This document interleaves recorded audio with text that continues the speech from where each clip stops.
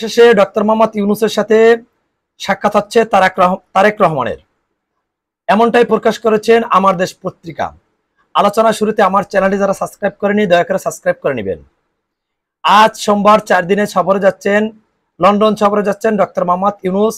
সেখানে রাজা তৃতীয় চার্লসের আমন্ত্রণে বেকিংহ্যাম প্যালেসে যাবেন এবং রাজা চার্লস হারমোনি অ্যাওয়ার্ড গ্রহণ করবেন ডক্টর মোহাম্মদ ইউনূস। এবং এই যে 13 তারিখ ডক্টর মোহাম্মদ ইউনূসের সাথে দেখা হবে সাক্ষাৎ হবে তারেক রহমানের, এবং ব্রিটিশ প্রধানমন্ত্রীর সাথে তার সাক্ষাৎ হবে, দ্বিপক্ষীয় বৈঠক হবে এবং বাংলাদেশ থেকে পাচারকৃত টাকা কিভাবে ফিরিয়ে আনা যায় এ বিষয়ে আলোচনা হবে। আপনারা জানেন বাংলাদেশের রাজনীতিতে তারেক রহমানের সাথে ডক্টর মোহাম্মদ ইউনূসের সাথে তারেক রহমান বৈঠক করবে কিনা এগুলো নিয়ে নানা জল্পনা কল্পনা ছিল। আপনারা জানেন বাংলাদেশের রাজনৈতিক যে প্রেক্ষাপট, বিএনপি একটা বৃহত্তম রাজনৈতিক দল, তার নেতৃত্ব দিচ্ছেন তারেক রহমান।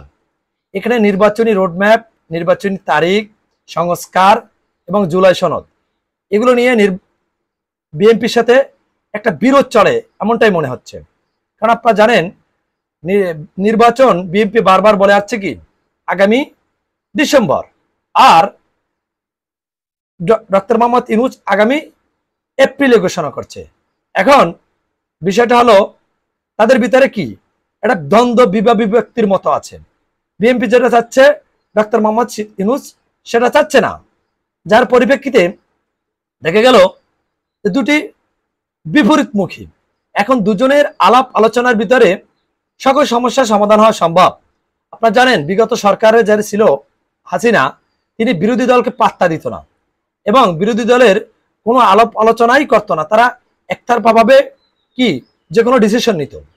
সুতরাং যার পরিপ্রেক্ষিতে আজকে তার এই অবস্থা, তার আজকের পরিণতি এরকম, দেশেও থাকতে পারলো না।